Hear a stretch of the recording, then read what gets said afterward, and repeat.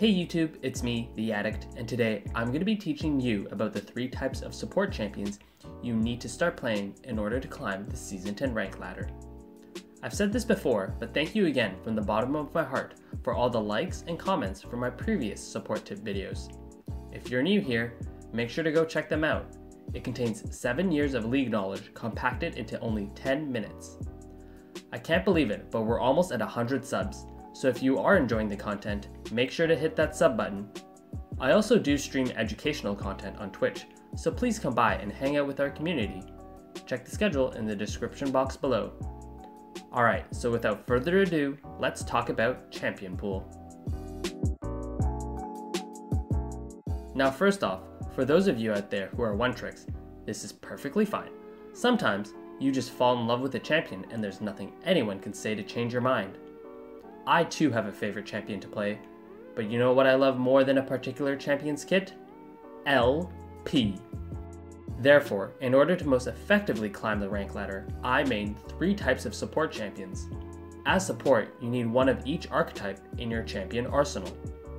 Generally speaking, a support's role on the team isn't to hard carry, but instead, you want to be the player who fills gaps in your team composition. Allowing your teammates to pick champions that they are most comfortable with will immensely help you climb in the long run. In most winning team compositions, you need 4 things. 1. A source of AD damage. 2.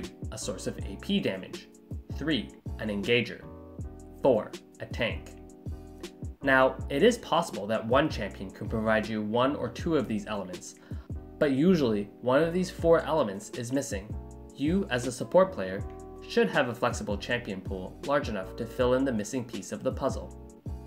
The 3 champions that I've used to climb in Diamond are Nautilus, Zyra, and Nami. You can probably already tell how different these 3 champions are. Let me explain in more detail these 3 archetypes. Type number 1, the Tanky Engager. If your team lacks a source of engage or a tank, that probably means your team has selected a bunch of high damage but squishy threats. Therefore, you don't really need any more damage. Instead, you need someone who can initiate fights and absorb damage. The support champion you want to play is someone who can create enough space for carries to deal damage. Champions that fit this role well include Nautilus, Leona, or Alistar.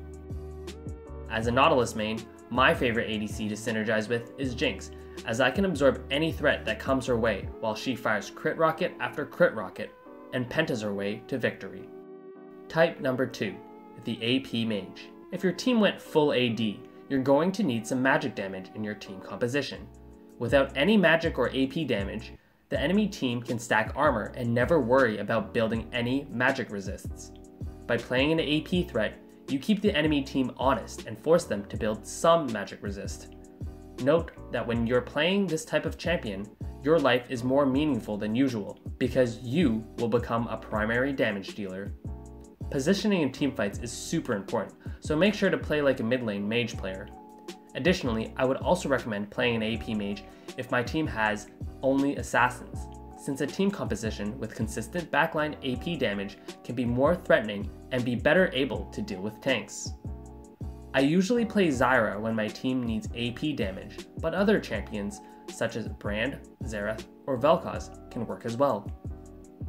Type number 3, the Enchanter. If your team has a strong tanky frontline, a good source of engage, and a good mix of both AP and AD damage, you can consider playing a champion that amplifies everyone's strength. Personally, I like playing enchanters into poke-heavy comps, since I can instantly heal my teammates. Poke-heavy comps generally don't have great engage, and if your team is always topped up in health, the enemy team won't be able to play to their win condition. As silly as this sounds, poke comps will lose if they don't poke.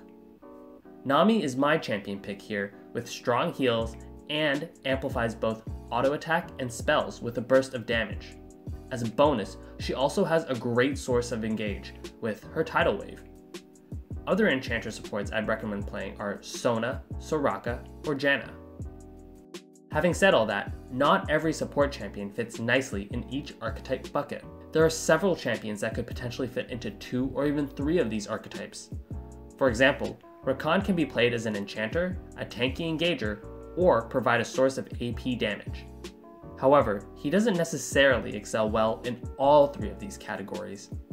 In my opinion, as long as the three champions you choose to play can fill out the archetypes in some capacity, you should be on your way up the ladder. In the comments below, let me know what three champions you want to learn the most and how they will fill in these three archetypes of support for a winning team. I'm always interested to learn what the community plays and looking for potentially new support champions to play myself. If you enjoyed the content, let me know by hitting that like button and sharing this with other like-minded support players who want to learn more.